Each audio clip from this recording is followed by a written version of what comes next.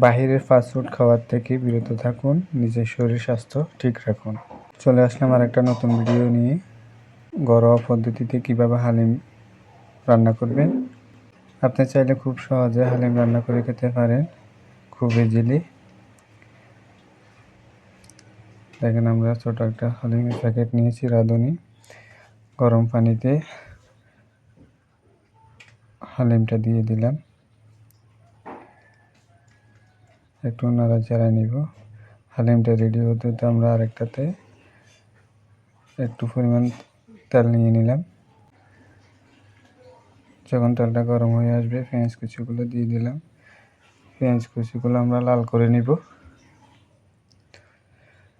পেঁয়াজ কুচিগুলো লাল হয়ে গেছে, আমরা এখন একটা পাতিলে নিয়ে রাখবো। এটা পরবর্তীতে হালিম রেডি হওয়ার পরে আমাদের লাগবে। এখানে তেল গরম হওয়ার পরে আমি আবার পেঁয়াজ দিয়ে দিলাম মাংসগুলো একটু কষা করার জন্য।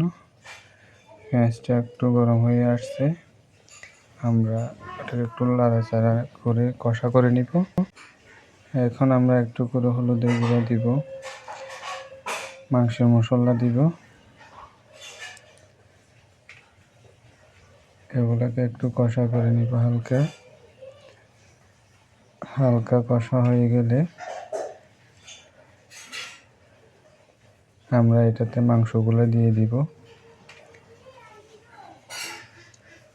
আপনি যতটুকু হালিম রান্না করবেন ওই পরিমাণ মতো মাংস নিয়ে নেবেন। যদি চ্যানেলের নতুন বন্ধু হয়ে থাকেন, চ্যানেলটাকে সাবস্ক্রাইব করবেন, আর পুরান বন্ধু হয়ে থাকলে আন্তরিকভাবে ধন্যবাদ। এবং ভিডিওটা ভালো লাগলে শেয়ার করবেন, লাইক কমেন্ট করে পাশে থাকবেন। একটু স্কিপ না করে পুরো ভিডিওটা দেখুন, খুব সহজে হালিম রান্না এক ভিডিওর মধ্যে শিখে যাবেন। মাংসগুলো কষা হয়ে আসলে আমরা ওটার মধ্যে হালিমগুলো দিয়ে দিব। আমরা হালিমটা আগে রেডি করে রেখেছিলাম, দেখেছেন প্রথমে। এখন আমরা হালিমটা দিয়ে দিচ্ছি ওটাতে।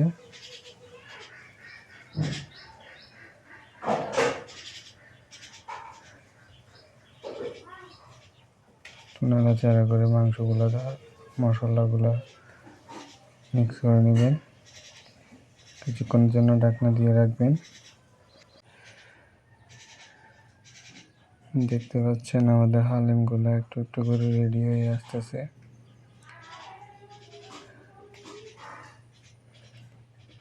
প্রায় রেডি হয়ে গেছে আমাদের হালিমটা। আমরা এখন যে পেঁয়াজগুলো ভাজা করে রাখছিলাম, পেঁয়াজগুলো উপর দিয়ে দিলাম। একটা ধনিয়া পাতা, কাঁচামরিচ দিয়ে দিলাম। দেখতে পাচ্ছেন আমাদের হালিমটা রেডি হয়ে গেছে। ঘরে বসে ঘরোয়া পদ্ধতিতে হালিম বানান, নিজের শরীর স্বাস্থ্য ঠিক রাখুন, বাইরের খাবার থেকে বিরত থাকুন।